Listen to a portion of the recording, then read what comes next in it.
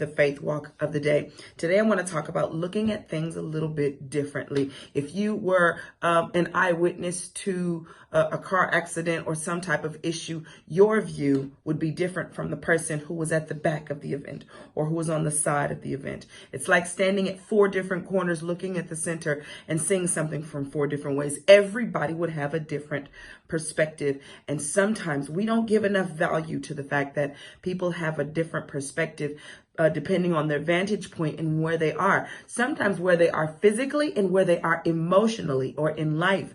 And so sometimes you need to be a little more gracious when a person is dealing with something, or if everybody's describing what happened, quote unquote.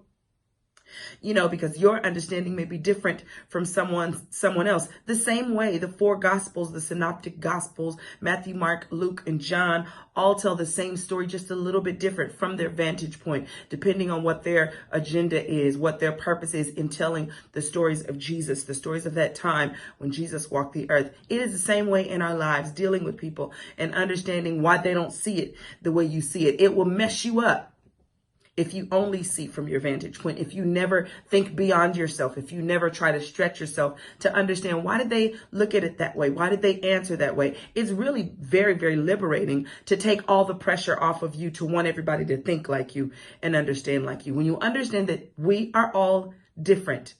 We were raised different. Y'all may go to the same church. You may go to the same school, but it does not mean that we are all identical twins. God didn't make us that way. We have different viewpoints, different ideals. We're on different places in our faith. We're at different walks in life, different situations. So you'll have a different understanding. Stop blocking yourself off from other people in the world, from friendships, from family members and understandings, because they don't understand you exactly.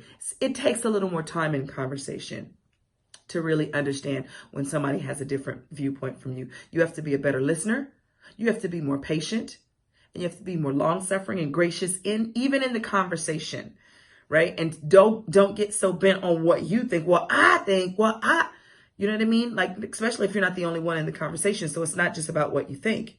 It's about understanding that there's communication going back and forth, and think beyond what you did. Think beyond just your own choice. How does this whole thing play out? If I make this hard stance, this is the way it has to be. And then you just stop right there at the way it has to be for you. And you never consider the people that you work with or that you deal with. Listen, this can be helpful in business or just in friend relationships, even in your marriage. This can be helpful, looking at things from the other person's vantage point. Don't assume. One thing that drives me insane is when people talk to me and tell me what I think.